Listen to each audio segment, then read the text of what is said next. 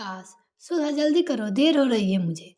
ना जाने क्या करती रहती हो, तुम्हारा तो काम ही खत्म नहीं होता। सुदीप ने आवाज़ लगाई तो सुधा जल्दी-जल्दी लंच बॉक्स पैक करके किचन से लगभग दौड़ती हुई, भागती हुई आई।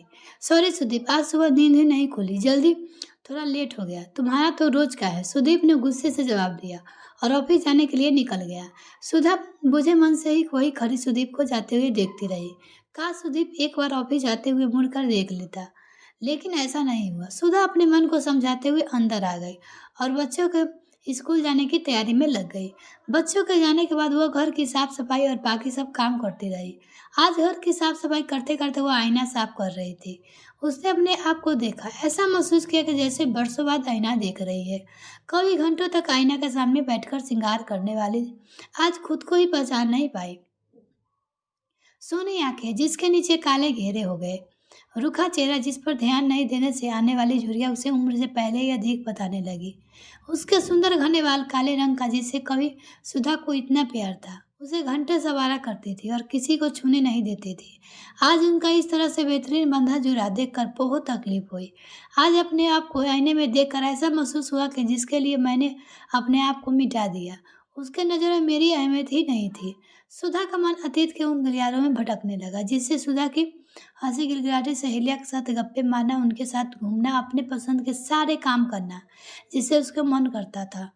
उसने सुंदर रूप से जिसे देखकर दादी हमेशा कहती थी, तू तो चांद का टुकड़ा है लाड, तुझे वो वर कर ले जाएगा, वो बड़ी भाग्यशाली होगा। पढ़ लिख कर हमेशा अपना ये नाम एक वजूद बनाने की चाह ना जाने कब और कहाँ खो गई इन जिम्मेदारियों के बीच। आज उसे ऐसा लग रहा था कि जैसे सुधा तो कब की मर चुकी है, यह तो सिर्फ एक चलती फिरती जिंदा लाश है। सब कुछ खो कर भी कुछ न होने का काट चुभने लगा। तभी फोन की कर्जना ध्वनि सुनाई दी। सुधा वर्तमान में ले गई। उसने फोन कर देखा तो सुदीप की फोटो उसने चमक रही थी। सुदीप मुस्कान के साथ उसने उठा लिया और जैसे हेलो का उधर से आवाज आई, इतनी देर क्यों लगती है फ़ोन उठाने में? सुधा क्या कर रही थी?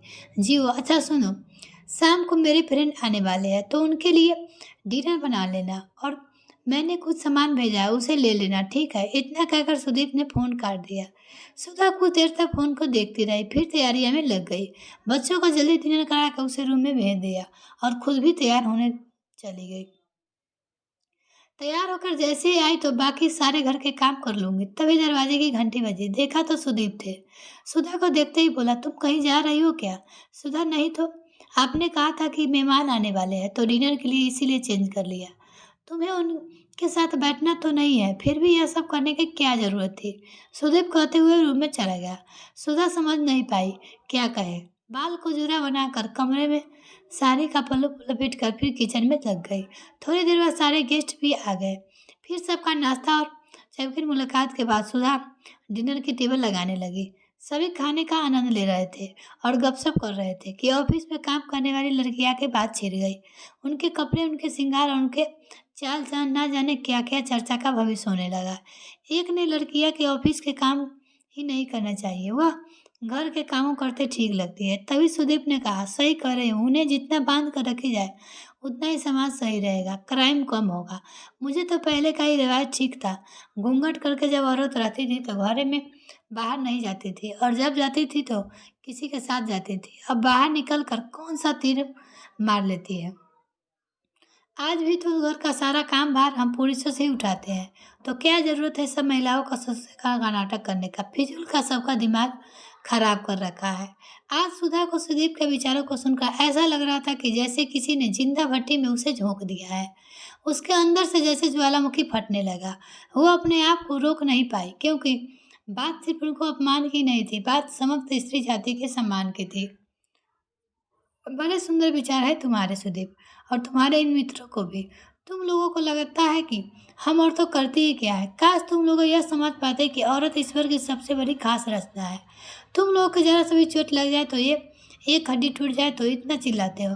काश वो दर्द महसूस कर पाते जब हम बच्चा को जन्म देते वक्त जो 20 हड्डियां को एक साथ टूटने की बराबर दर्द होता है। उस पर यह सुनने से मिलता है कि औलाद पैदा करने से कोई महान काम नहीं किया है।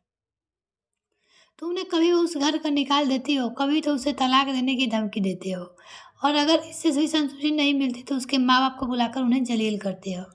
लोगों को क्या लगता है कि औरत कोई खिलौना है जिसे जब चाहे खेला और तोड़ देकर फेंक दिया। अकेली औरत को देखकर तुम पुरुष उस पर दानव की तरह टूट पड़ते हो। हम तो ऐसे ही करते हैं अकेले पुरुष को देखकर। तुम पुरुष कभी भी अपने पैंट खोलकर लघु शंका करने के लिए खड़े हो जाते हो और दोष हम औरतों पर कई समाज की दूषित कर देते हो। अगर यह देह ही कि हमारा तन मन हमारा इस दिमाग पूरा अधिकार है, हम जिसे चाहे वो समाज और मर्यादा का उल्लंघन करें। सिर्फ औरतों का विवाह के समय दान में ही क्यों दिए जाते हैं, मर्द क्यों नहीं? क्योंकि मर्दों को दूसरे के घर संभालने की शक्ति नहीं है। अपनी खोप से बड़े बड़े वीर वीर पेंगोर जानती है। जिन भर भी पुरुष का समाज कहता है औरत नरक का द्वार है, उन्हें जन्म चुप रहना चाहिए, सकना चाहिए। जहाँ उसने अपने सम्मान और रक्षा के लिए आवाज उठाई मार दी जाती है। अपने बात और छाती के जीवन की स्थिति है और इसी छाती के कारण तुम लोगों जैसे गंदी नजर से शिकार होते हो। उसे तार तार करके अपमानित कर सड़कों पर फेंक देते हो। जिससे प्रेम करती है उसे आंख बंद करके विश्वास करती है। यही कारण गुण है कि लेकिन तुम जैसे लोग उसी सर का रच उठाते हो। काश ही तुम लोगों को समझ सकते कि औरत क्या है। काश औरतों तुम लोगों की तरह छल नहीं करनी आती तो आज इस तरह बैठकर बातें नहीं बनाते। तुम जैसे खोखले विचारों वाले लोगों के बीच खड़े होने से मुझे भी घुटन हो रही है। कहते ही हुए सुधालौन की खुली हवा में सांस लेने चली गई। सुदीप और उसके मित्र वही सिर झुकाए शर्म से बैठ गए।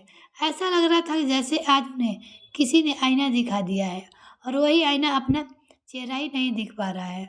मिलते हैं फिर नेक्स्ट फ्रेंड, तब तक के लिए bye. Thanks for watching this video.